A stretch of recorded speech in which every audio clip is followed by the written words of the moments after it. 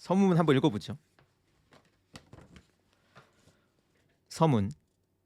SF로 만나는 낯선 세계. SF는 논리적으로 문제를 해결한다. 또한 내면을 다루는 주류 문학과 구별되며 더 넓은 세상에 대한 질문을 탐구한다. 만약을 묻는 사고 실험이며 가능한 결과를 찾아 나간다. SF의 비판적 독서를 통해 우리는 텍스트가 현실 사회 구축에 특정한 개입을 한다는 것을 이해하는데, 이는 우리가 불가피하고 자연스러운 것으로 여기는 현실을 다시 생각하게 하는 방법이다. 셰릴 빈트, SF, 에스프리. 우리는 왜 SF를 읽을까? SF에 대한 애정을 숨기지 않는 미국의 문화 비평가 셰릴 빈트는 SF 에스프리에서 SF가 가진 여러 장점을 이야기한다. 그 중에서도 눈에 띄는 장점은 SF가 세계를 낯설게 보도록 만든다는 점이다. 가상과 현실을 넘나드는 SF의 배경과 서사 속에 우리는 세계를 여러 가지 초점으로 다시 보게 된다. 당연하다고 믿어왔던 세계를 당연하지 않게 여기게 되는 시선이 SF를 통해 생겨난다. 나는 이 시선으로 우리 시대의 위기를 바라보고 싶다. 특히 지식의 안과 밖에서 자주 개탄에 맞지 않는 인문학의 위기에 의심의 눈길을 던진다. 인문학의 위기란 과연 무엇일까?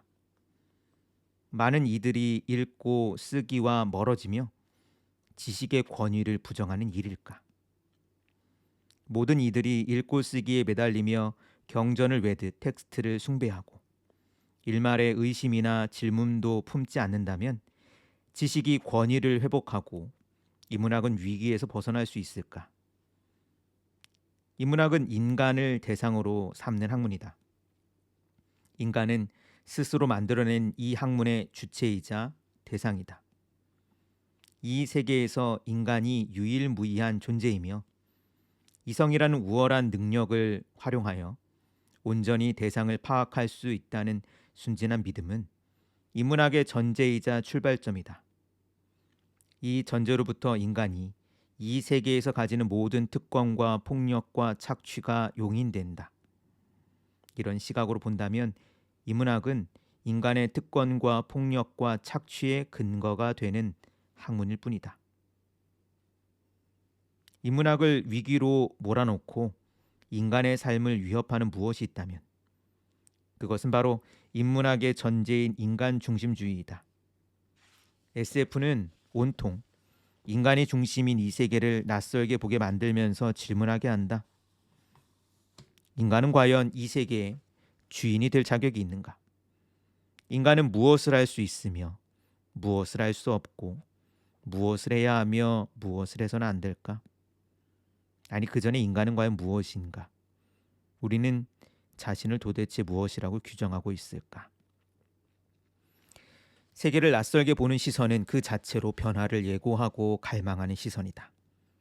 비현실적이라는 이유로 자주 현실과 동떨어진 존재로 취급하는 SF가 현실을 변화시킬 힘을 품고 있다는 사실을 기억해야 한다. 현실은 우리를 바꾸지 못한다. 우리를 바꿀 힘은 오히려 비현실에서 온다. 아직 실현되지 않은 미지의 가능성을 품은 비현실의 힘이 SF의 상상력 안에서 꿈틀댄다. SF와 함께 우리도 인간이라는 낡은 틀에 질문을 던지며 포스트 휴먼을 상상할 수 있기를 기대해 본다. 저는 개인적으로 SF 책들이 또 재밌다고 생각을 합니다. 그리고 여기서 이야기하는 어떤 비현실이라고 하는 주제, 어떤 비인간이라고 하는 주제는 이제 동양 철학 안에서 보면은 그것이 천이나 도라고 하는 개념으로부터 상상되어지고 이야기되어졌던 면이 있죠.